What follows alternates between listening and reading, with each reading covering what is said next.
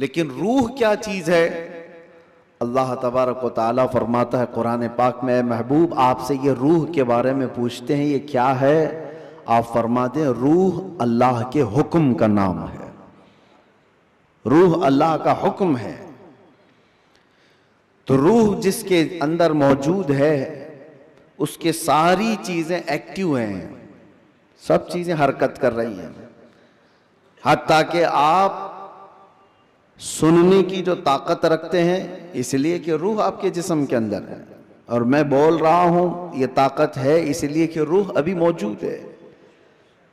हाथ उठ रहा है, पैर चल रहे हैं, जुबान मजा चख रही है, आंखें झपक रही हैं, ये सारी हरकतें रूह के होने की वजह से हैं।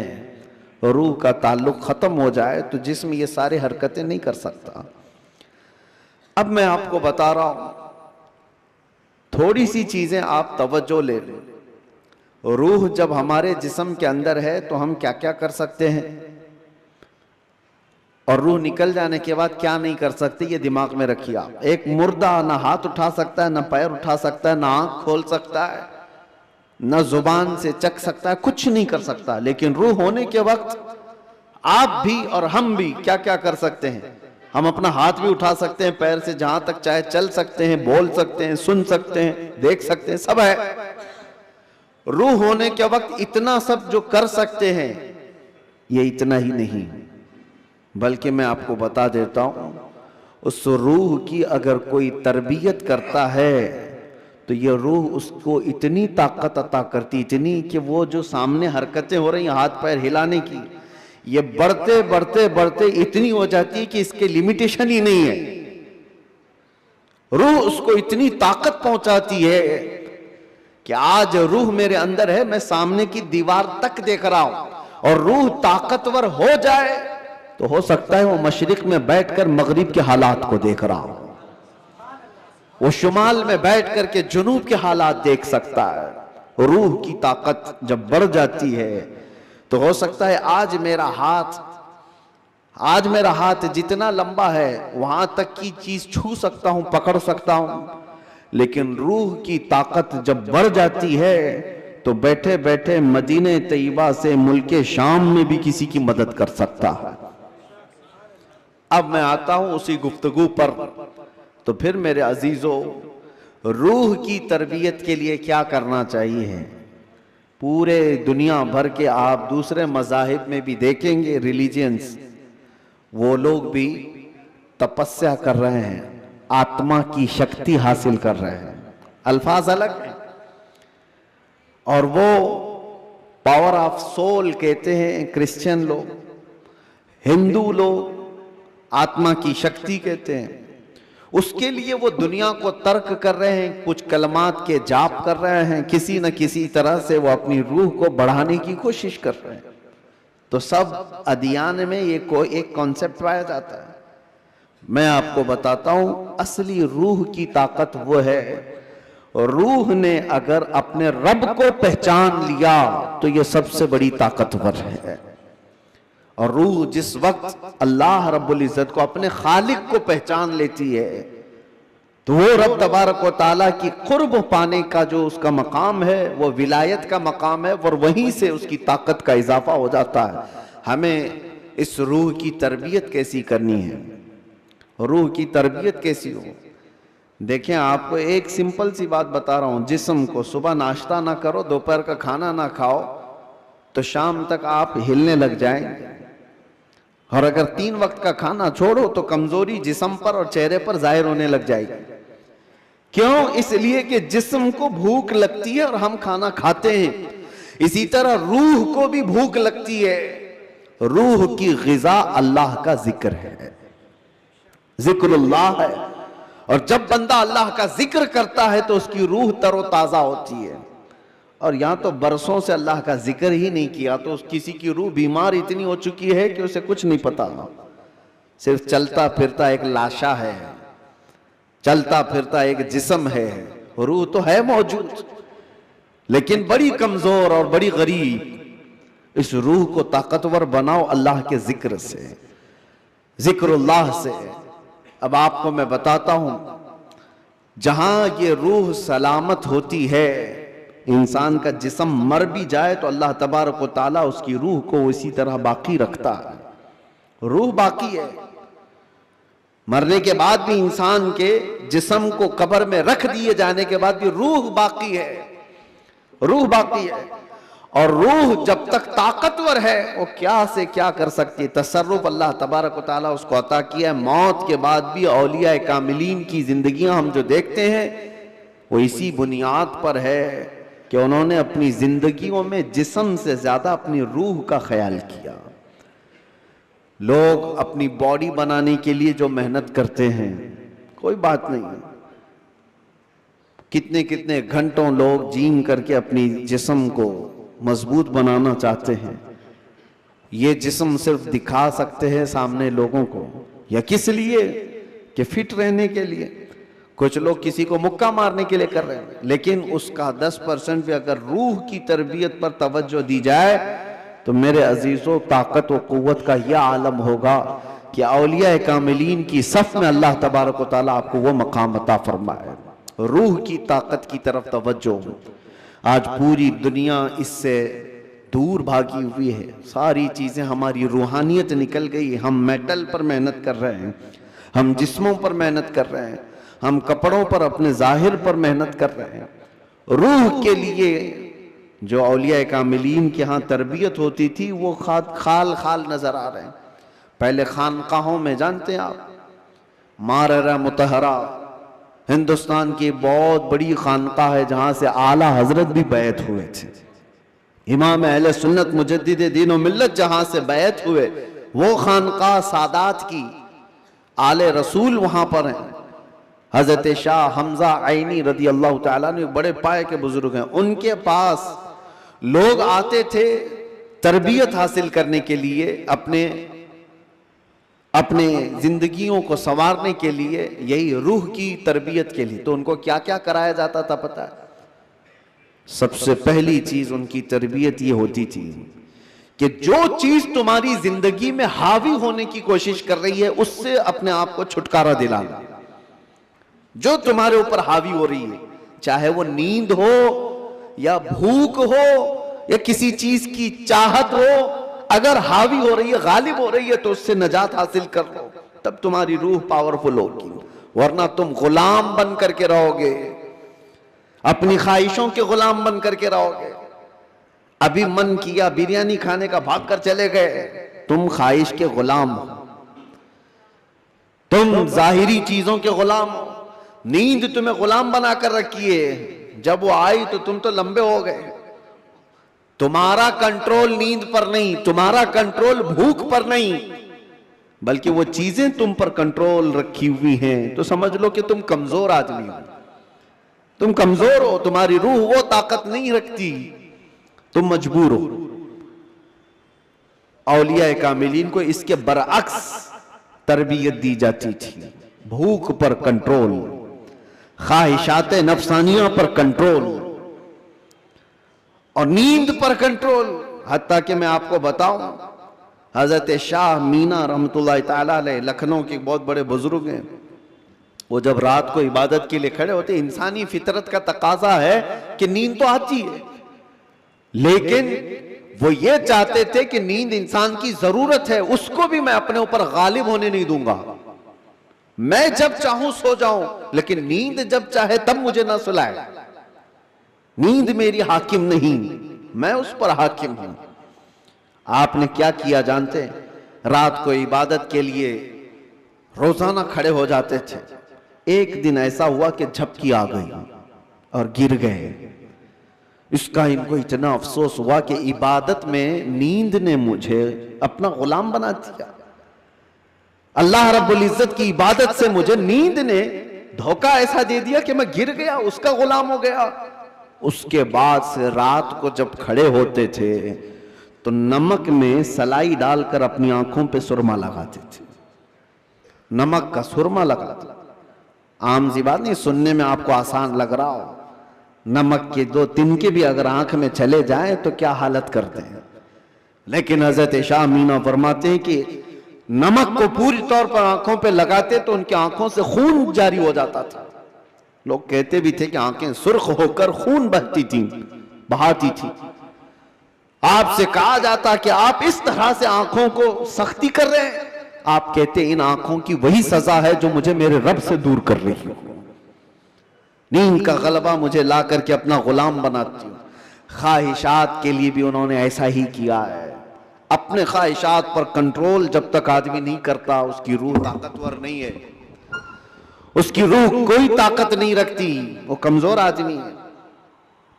इसीलिए मेरे अजीजों, मैं जो बात कर रहा था, हजरत शाह हमजा आईनी, इनके यहां जो लोग आते थे, कुछ तो पंडित भी आते थे, जोगी भी आते थे तपस्या करने के लिए कि सूफी संत हैं। इनके यहां जो तरबियत होती है वो बहुत आला दर्जे की होती है। आप ये कहते थे कि इंसान सबसे ज्यादा किन चीजों का मोहताज है? खाने का, पीने का, सोने का, यही सब चीजें ना। इस पर तो वो कंट्रोल करा ही देते थे। कोई कोई ऐसा उनके पास मुजाहिद होता, रियाजत करने वाला, कि 3 दिन 4 दिन तक बगैर खाए पिए इबादत में मसरूफ रहते, कुछ भी नहीं। और ये पॉसिबल है क्योंकि अल्लाह ने इंसान की बॉडी को फ्लेक्सिबल बनाया है। इसको जैसा बंदा ढालता है वैसा जिस्म बनता है, कोई चीज इम्पॉसिबल नहीं है। बुजुर्गों ने ये तरबियत किया। अब एक मकाम ऐसा आया कि खाने पीने की बात तो छोड़ो, ये जो मोहताजी है, जो भूख लगती है, इससे तो उन्होंने किनारा कर लिया। एक शागिर्द ने उनसे कहा कि हुजूर, खाने से तो हम मोहताज नहीं है, जब हम चाहेंगे खा लेंगे, भूख हमको गुलाम नहीं बना रही याद, प्यास भी हमको गुलाम नहीं बना सकती, लेकिन ये जो सांस लेते हैं इसके तो हम मोहताज हैं, सांसों के बगैर तो रह नहीं सकते। आपने फरमाया मैं वो भी तरबियत तुम्हें करा दूंगा, उसकी भी तरबियत करा दूं। तो हबसे नफ्स औलिया कामिलीन के यहां, मैं तसव्वुफ की बात कर रहा हूं, एक तरबियत ये भी है उनके यहां, हबसे नफ्स, हबसे नफ्स या हबसे दम जिसको कहा जाता है, क्या है? उनको सांस रोकने की तरबियत दी जाती थी। सांस रोक लो अपनी, आप अपनी नाक और मुंह बंद करके देखो कितनी देर रोक सकते हो, शायद 1 मिनट, क्योंकि आदत नहीं है। 1 मिनट से ज्यादा अपने नाक और मुंह को पकड़ नहीं सकते। लेकिन तरबियत के बाद माररा मुतहरा की तारीख में है, हजरत शाह हमजा आईनी की बारगाह में जो तरबियत पाते थे, उनको सांस रोकने की जो तरबियत दी जाती थी, फजर के बाद वो सांस को रोकते थे तो जोहर तक लेकर जाते थे, जोहर तक। लोगों को ऐसा लग रहा होगा कि उड़ती हुई बातें हैं, नहीं मेरे अजीजों, जब बंदा अपने जिस्म को ढालता है किसी चीज में तो अल्लाह तबारक व तआला हर चीज उसके लिए मुमकिन बना देता। और हमने दुनिया में अपने जिस्मों को आजाद कर रखा है, सारी दुनिया इस जिस्म पर राज करती है, ख्वाहिशात हम पर हुक्म करते हैं, हम इन पर कंट्रोल नहीं पा रहे। आज जरूरत इसी बात की है कि हम जिन चीजों के एडिक्ट होते जा रहे हैं उन चीजों को अपनी जिंदगी से दूर करते जाएं। कोई ख्वाहिशात ऐसी हैं जो मेरे ऊपर हावी हो रही हों, उन ख्वाहिशात से अपने दामन को छुड़ाने की कोशिश करें। और यही तरबियत बारगाह है मुस्तफ़ा सल्लल्लाहु अलैहि वसल्लम की थी। एक बात मैं आपको बताता हूं, मजबूरी के आलम में भी औलिया कामिलीन ने अपने आप को दुनिया के हवाले नहीं किया, दुनिया के हवाले नहीं किया, वो बचने की हर मुमकिन कोशिश करते रहे। एक बुजुर्ग के मुतालिक हमने पढ़ा है, हजरत मुश्की रहमतुल्लाह अलैह, इराक के एक बुजुर्ग, लेकिन वो जवान शख्स, मुश्की गालिबन अब्दुल्लाह कुछ नाम था, बहुत खूबसूरत, देखने में बिल्कुल हैंडसम नौजवान, एक कपड़े की दुकान पर काम करते थे। शहर की एक अमीर औरत कपड़ा खरीदने आई और वो अय्याश औरत थी, उसने लड़के को देखा, नौजवान को, उस पर फरेफ्ता हो गई। बहाने से कपड़े की बहुत बड़ी थान खरीदा और उसके बाद उस नौजवान से कहा क्या तुम मेरे महल तक पहुंचाओगे, मैं उसकी उजरत दूंगी। भोला भाला नौजवान कपड़े उठा लिया और चल पड़ा। उस खातून के घर जब पहुंचे तो उसने कपड़े की वो थान अंदर रखवाई और कमरे में उसे बुलाकर दरवाजे बंद कर दिए और उसके बाद उस नौजवान से कहा कि तू अब आजाद नहीं है, तू मेरे पास कैद है। मैं तुझे यहां पर इस बहाने से ले आई हूं, तुझे जो चाहिए वो मैं दे दूंगी, माल दौलत जो भी है, लेकिन मेरी ख्वाहिशात पूरी कर दे। वो कांपने लग गए हैं। अल्लाह का खौफ, अल्लाह का डर, जिसकी रूह मजबूत और ताकतवर होती है, हर मुसीबत से उसको किसी न किसी तरह बचा लेती है। अल्लाह का फजल होता है। उस नौजवान ने कहा, यह हरगिज मैं नहीं कर सकता, मैं नहीं कर सकता। उस खातून ने कहा, तो फिर तुम यहां से बच के भी नहीं जा सकते, किसी हालत में तुम बच के भी नहीं जा सकते, और ना किसी को पता है कि तुम यहां अंदर हो। कल को मैं ये इल्जाम भी लगा सकती हूं कि तुमने मेरी इज्जत को तार तार किया है, और तुम्हें मैं फांसी की सजा भी दिला सकती हूं। उस नौजवान की मजबूरी देखें कि खातून ने ऐसे उसके ऊपर हावी होने की कोशिश की कि किसी भी तरह से उसको गुनाह की सरजमीन पर धकेल दे। लेकिन ये नौजवान है, अचानक न जाने दिलो दिमाग में क्या ख्याल आया, कहा कि ठीक है, मुझे इस्तिंजा करना है, तहारत, टॉयलेट जाना है। उसने कहा यहीं अंदर ही है, अंदर तुम फारिग हो जाओ।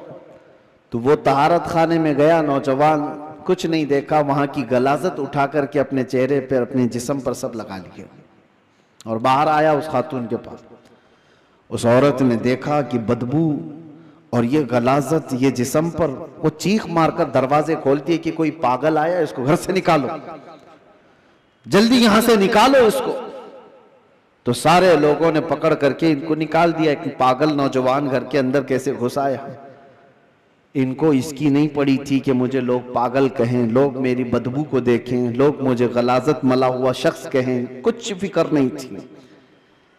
वो नौजवान वहां से निकला और रास्ते में एक कुएं में जाकर उसने गुस्ल किया। रिवायत में मौजूद है, उसके बाद से हर दिन उनके जिस्म से मुश्क की खुशबू आती थी। अल्लाह तबारक व तआला के लिए जब बंदा अपने जिस्म को बचा लेता है तो रब तबारक व तआला उसको हमेशा के लिए महफूज कर देता है या खुशबूदार कर देता है। यह बात मैं इसलिए अर्ज कर रहा हूं कि जिन लोगों ने ख्वाहिशात पर कंट्रोल पा लिया, वो थोड़ी देर की तकलीफ तो हो सकती है, लेकिन हमेशा के लिए अल्लाह अज़्ज़ा वजल ऐसी इज्जत बख्शता है कि आप उसको गुमान भी नहीं कर सकते, गुमान भी नहीं कर सकते।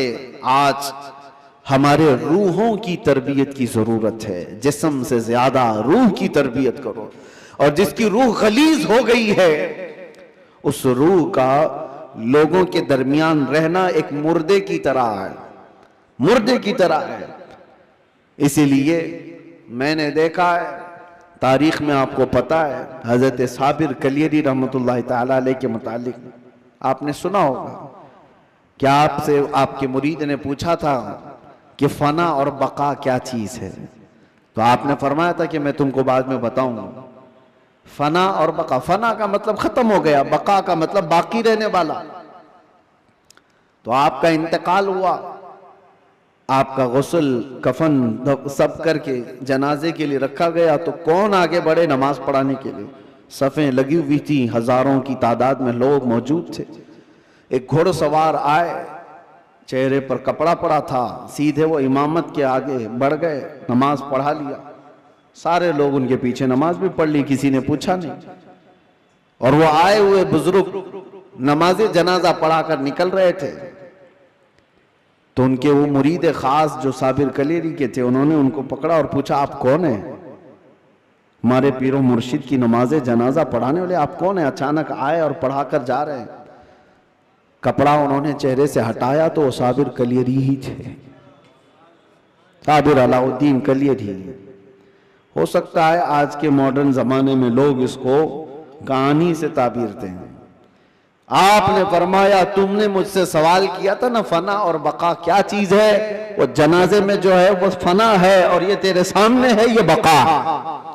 जिसने रूह की तरबियत की अपनी जिंदगी में, अल्लाह ताला मौत के बाद भी उसे तसर्रुफ अता करता है, उसे तसर्रुफ अता करता है। सही रिवायात में मौजूद है कि जिसने अपनी रूह को अल्लाह और उसके रसूल के हवाले किया, अल्लाह उसकी जिस्म की भी हिफाजत करता है, सिर्फ रूह की नहीं, जिस्म की भी। शुहदाए उहद के बारे में देखें, शुहदाए बद्र के बारे में, कि उनके जिस्म भी नहीं सड़े गले, कब्रों में बरसों तक इसी तरह से रहे। 1935 में इराक में बगदाद के दरिया दजला के किनारे दो सहाबा की कब्रें थी, हजरत हुज़ैफा बिन यमान, हजरत अब्दुल्ला बिन जाबिर। उनकी कब्रों में पानी भर गया था तो कब्रें खोली गई थी। 1935 की बात कर रहा हूं। तकरीबन 1300 साल के बाद उनकी कब्रें खोली गई तो दोनों सहाबी जिस्मों के साथ सही सलामत आराम कर रहे थे। अखबार की कटिंग भी आज भी लगी हुई है, इराक में मौजूद है। 1935 बहुत दूर की बात नहीं कर रहा हूं, 100 साल नहीं गुजरे, अभी 90 साल पहले की बात। उनके जनाजे वहां से उठाए गए और बगदाद से 35 किलोमीटर दूर ले जाकर हजरत सलमान फारसी की कब्र के बगल में उन दोनों को दफन किया गया। ये तारीख मौजूद है। वो सहाबा जिनकी कब्रों में उनके जिस्म 1300 साल तक बाकी हैं। कहना यह है जिसने अपनी रूह को अल्लाह के हवाले कर दिया, अल्लाह उसके जिस्म की भी हिफाजत करता है। और जो सिर्फ जिस्मानी ख्वाहिशात के लिए जी रहा है उसके जिस्म का हाल तो यह है, इधर रूह निकली उधर जिस्म में बदबू शुरू हो गई, इधर रूह निकली जिस्म फलना फूलना शुरू कर दिया। अजीजा ने गिरामे वकार, हमारे इन जिस्मों की औकात कितनी है मैं आपको बता दूं। गुफ्तगू को समेटते हुए सिर्फ इतनी बात अर्ज करूं, कहा गया है कि कब्र में हमारी तख्तियां बंद करके जब लोग चले जाते हैं कब्र की मिट्टी में, आपको अंदाजा है, आप मुंबई के कब्रस्तानों को देखते हैं और बहुत जल्दी यहाँ कब्रें खोली भी जाती हैं, लेकिन जहां नहीं खोली जाती वहां के लिए भी मैं बता रहा हूं, दफन करके चले जाने के बाद एक दिन के अंदर, सिर्फ एक दिन 24 घंटे जब गुजर जाते हैं तो पेट में का और दिमाग में का पूरा पानी पीप के जरिए से या किसी तरह से उसके नाक और मुंह से बाहर निकल जाता है, उसके कानों से सब निकल जाता है। और उसके बाद दिन जैसे जैसे गुजरते जाते हैं, अगर कब्र के हशरात यानी कीड़े मकोड़े उसके जिस्म को खाने लग गए तो बहुत जल्दी वो गलना शुरू कर देता है। 3 दिन के अंदर पेट फट जाता है और पेट के फट जाने के बाद जो ताफुन निकलता है उसकी चीजें सब उसकी बाहर हो जाती हैं। और उसके बाद 9 दिन गुजर जाते हैं या 10 दिन गुजर जाते हैं तो जिस्म की सारी चमड़ी पक जाती है, पूरी चमड़ी, चाहे उसको जितनी भी हिफाजत से रखा जाए, रूह ने साथ छोड़ दिया है तो अब जिस्म तरतीबवार एक एक चीजें इसकी खत्म होती चली जाती हैं। इसके नाक से, इसके कान से, इसके मुंह से गूदा बाहर निकल आया, पेट फट गया, अब चमड़ी गलने लग गई। फिर उसके 40 दिन गुजरने वाले होते हैं कि हड्डियां सब बाहर निकलने लग जाती हैं, दिखती हैं, हड्डियों का इजहार हो जाता है, चेहरा किसी हद तक रखा जाता है। कहा गया कि महीना गुजर जाता है तो कि उसकी आंखों की पुतलियां भी बाहर निकल जाती हैं। महीना 2 महीना गुजरता है कि उसके बाद फिर जिस्म के अंदर जितनी नरम चीजें थी सब निकल जाती हैं, फिर ढांचा बाकी रह जाता है और ढांचा, हड्डियां भी अपने आप में टूटने लग जाती हैं। उसके पैरों की हड्डियां उसके कमर से अलग हो जाती हैं, उसके घुटने से उसके रान की हड्डियां अलग, उसके बाजुओं की हड्डियां अलग। इसीलिए 6 महीने साल भर के बाद जब आप कब्र को दोबारा खोद रहे होते हैं तो पूरा ढांचा किसी को नहीं मिलता, किसी की घुटने की हड्डी, किसी के सर की खोपड़ी और किसी के पैर की हड्डी, यही सब चीजें मिलती हैं। जिस्म सब छोड़ चुका होता है। ये वही जिस्म है जिसको हम घंटों आईने के सामने सजा रहे होते हैं। ये वही जिस्म है जिसके ऊपर हम अपनी मेहनत खर्च कर रहे हैं, चाहे वो जिम में जाकर। मैं नहीं कहता कि फिट नहीं रहना चाहिए, फिट रहना चाहिए, लेकिन ये नहीं है कि कुल मेहनत हम अपने जिस्म पर लगाए और रूह का ख्याल भी नहीं किया कर, रूह का ख्याल ही नहीं किया तो ये जिस्म जिस वक्त साथ छोड़ देता है तो मेरे अजीजों बहुत बुरा हशर हो जाता है। मौला अली करमल्लाहु वजहुल करीम एक बार कब्रस्तान तशरीफ ले गए, कब्रों को सलाम किया, सलाम अलैकुम या अहलल कबूर। और उसके बाद वो मौलाए कायनात हैं, कब्र वालों से यूं कहते हैं कैफ अहवालुकुम या अहलल कबूर, ऐ कब्रों वाले तुम्हारे हालतें क्या हैं। सईद इब्ने मुसय्यब हजरत अली के साथ थे। हजरत अली रदी अल्लाह तआला अन्हु के शागिर्द, मदीने के मशहूर ताबई सईद इब्ने मुसय्यब कहते हैं, मैं मौला अली को देख रहा था, वो कब्र वालों से पूछ रहे हैं। थोड़ी ही देर के बाद आपकी आंखों से मोटे मोटे आंसुओं के कतरात निकलने लगे और चारों कतार आप रोने लगे। सईद इब्ने मुसय्यब पूछते हैं मौला अली करमल्लाहु वजहुल करीम से कि सरकार आप इनसे बात कर रहे हैं और रो किस बात पर रहे हैं? मौला अली ने फरमाया, मैंने इनसे सिर्फ इतना पूछा कि तुम्हारी हालतें क्या हैं। तो कब्र वालों ने मुझे जवाब दिया, ए अली हमारी क्या हालतें पूछते हो? उस चेहरे को रब तबारक व तआला ने बिच्छुओं की ग़िज़ा बना दिया है जिसको हम सजाया करते थे। उन बालों को जिनमें हम कंघा करते थे पीप निकल आया है, कीड़े खींच रहे हैं। हमारी उन आंखों को आज खीरा कर दिया गया है, इन आंखों को सियाह कर दिया गया है। हमारे वो बाजू जिस पर हमें बड़ा नाज था हम आज हिला भी नहीं पाते और इनको बड़ी मजबूती के साथ तोड़ दिया गया है, खत्म कर दिया गया है। हजरत अली करमल्लाहु वजहुल करीम सईद इब्ने मुसय्यब से कहते हैं, कब्र वालों के ये जवाब सुनकर बताओ क्या मैं मुस्कुरा सकता हूँ, क्या मैं हंस सकता हूँ? तो फिर अल्लाह का खौफ है कि मैं ज़ारो कतार रो पड़ा। मेरे अजीजों, हम सब भी उसी मंजिल के राही हैं, हम भी उसी आखिरी मकान के मुसाफिर हैं जहां हम सबके साथ ये होना है। इसलिए जब तक रब तबारक व तआला ने हमारे जिस्म में रूह बाकी रखा है, इस रूह की तवज्जो करो, इसकी तरबियत करो, वरना वक्त गुजर जाने के बाद कुरान पाक में है कई ऐसे लोग हैं जो कहते हैं रब तआला से, क्या कहते हैं? लौ कुन्ना नुरद्दु, ऐ अल्लाह अगर काश एक बार हमको तू लौटा दे, कुन्ना नअमल, हम बहुत अच्छा अमल करेंगे, अमलन सालिहा, हम नेक बन करके आएंगे। लो नुरद्दु, हम लौटा दिए जाएं, अगर एक बार हमें दोबारा दुनिया में भेज दे, हम पक्के मोमिन बन करके आएंगे, हम नेक इबादतगार बन करके आएंगे। रब ताला फरमाता है, कल्ला, हरगिज नहीं, जो वक्त था वो बीत चुका, अब अमल का वक्त नहीं, अब सिर्फ हिसाब का वक्त है, अब सिर्फ हिसाब का वक्त है। इसीलिए अरबी में एक मकौला मैं पढ़ता था अपने तालिबे इल्मी के जमाने में, मैंने तो अपने सिराने पर उसको लगाया हुआ था, हासिबू कब्ल अन तुहासबू, अपना हिसाब पहले पूरा कर लो इससे पहले कि तुम्हारा हिसाब लिया जाए। अपना कैलकुलेशन पूरा करेक्ट करके रख लो कि इससे पहले कि तुम्हारा हिसाब लिया जाए। अजीजा निगरानी, आज हमारी जिंदगियां ऐसी हैं, हम इनकम टैक्स के डर से तो अपना हिसाब पूरा सही करने की कोशिश तो करते हैं, सीए को दे दिया, उसको दे दिया, सबसे पूछताछ करके कि कहीं कोई लूप होल्स ना रह जाए ताकि हम पकड़ में ना आए। बैंकों के मामलात सही कर रहे हैं कि कहीं हम ईडी के छापे में ना आ जाए, इनकम टैक्स के छापे में ना आ जाए। ये ज्यादा से ज्यादा तुम्हें क्या कर सकते हैं, इस जिंदगी में ही तो सजा दे सकते हैं, लेकिन इनको छुपा भी सकते हो अपने मामला। सीए तुम्हें छोटे रास्ते भी बताता है और अलग शॉर्ट रास्ते भी बताता है, लेकिन उस रब्बुल आलमीन की बारगाह में तुम कोई हीला बहाना नहीं कर सकते। यअलमु खाइनतल अयुनि व मा तुख्फी सुदूर, वो तुम्हारी आंखों की खयानत को भी देख रहा है और दिल में छुपे हुए हालात को भी देख रहा है। उसके दरबार में क्या छुपा सकते हो? और जो फरिश्ते तुम्हें कब्र में पूछने आएंगे वो रिश्वत भी नहीं लेते, वो किसी के बारे में सिफारिश को कबूल भी नहीं करते। उनका हाल तो ये है, जितना रब ने उनको हुक्म दिया वो पूरा करके ही रहते हैं। अगर फरिश्ता रिश्वत लेने वाला होता तो कितने तो मालदार पैसे देकर इजराइल अलैहिस्सलाम से जान तो बचा लेते, अपनी रूह निकाले जाने से बचा तो लेते। जहां बंदा डॉक्टरों को पैसे देता है, मलकुल मौत को भी तो दे सकता था, लेकिन पूरी दुनिया को ये मालूम है कि फरिश्ता रिश्वत नहीं लेता, ना ही ये किसी को एक मिनट आगे पीछे होने देता है।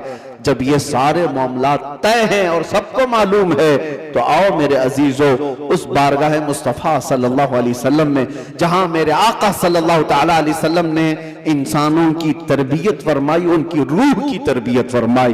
वो कौन थे जो सहाबा बने? शराब की जिंदगियां उनकी भी थी, जुए की जिंदगियां उनकी भी थी, बच्चियों को पैदा होते ही गर्दन मरोड़ करके मार देने वाली जिंदगियां उनकी भी थी, माँ और बहनों को बाजारों में नीलाम कर दिया जाता था।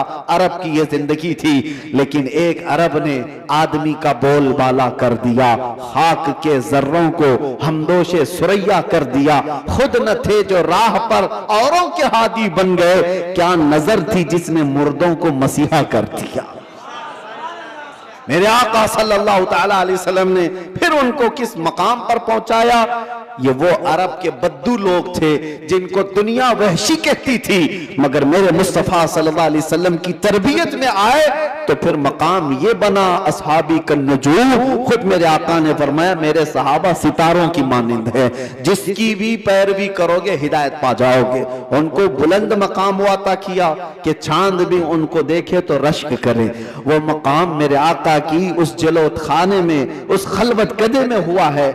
इसीलिए दुनिया की यूनिवर्सिटियां, दुनिया के स्कूल जिस्म तो बना सकते हैं और मदीने का दरबार तुम्हारी रूह को बनाता है, रूह को बनाता है। बारगाह मुस्तफ़ा सल्लल्लाहु अलैहि वसल्लम में हम अपने आप को सरेंडर करें। और इसीलिए मेरे आका ने फरमाया ला युमिनु अहदुकुम हत्ता यकून हवाहु तबअन लिमा जितु बिही।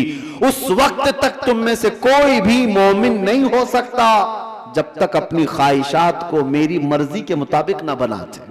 जब तक आप अपनी ख्वाहिशात को रसूलुल्लाह की मर्जी के मुताबिक नहीं करते, तब तक तो पक्के मोमिन भी नहीं हैं। इसीलिए आज ये अहद करो कि हमारा जीना मरना हुजूर की मर्जी के मुताबिक होगा। हुजूर पाक की मर्जी के मुताबिक हो तो फिर रूह भी ताकतवर होगी।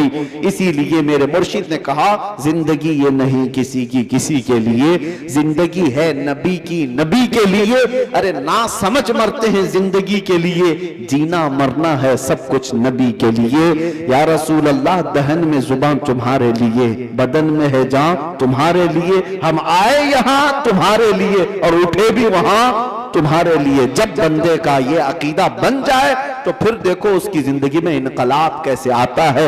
रब तबारक व तआला हम सबको हमारे कमजोर जिस्मों से नजात अता कर मजबूत रूहानी ताकत अता फरमाए। मौला करीम हमारी आंखों में नूरे मुस्तफा अता फरमाए, हमारे दिल को वसवसों से महफूज फरमाए, हमारे बाजुओं में कुव्वत हैदरी अता फरमाए। मौला करीम इस पूरी उम्मत को इस्लाह की तौफीक अता फरमाए।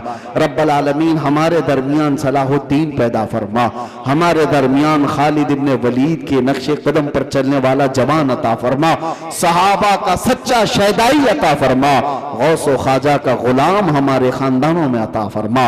रब्बल आलमीन हमारी जुमा को कबूल फरमा, हाजिरीन के सजदों में लज्जतें अता फरमा। व आखिर दावाना अनिल हम्दुलिल्लाहि रब्बिल आलमीन। अस्सलामु अलैकुम।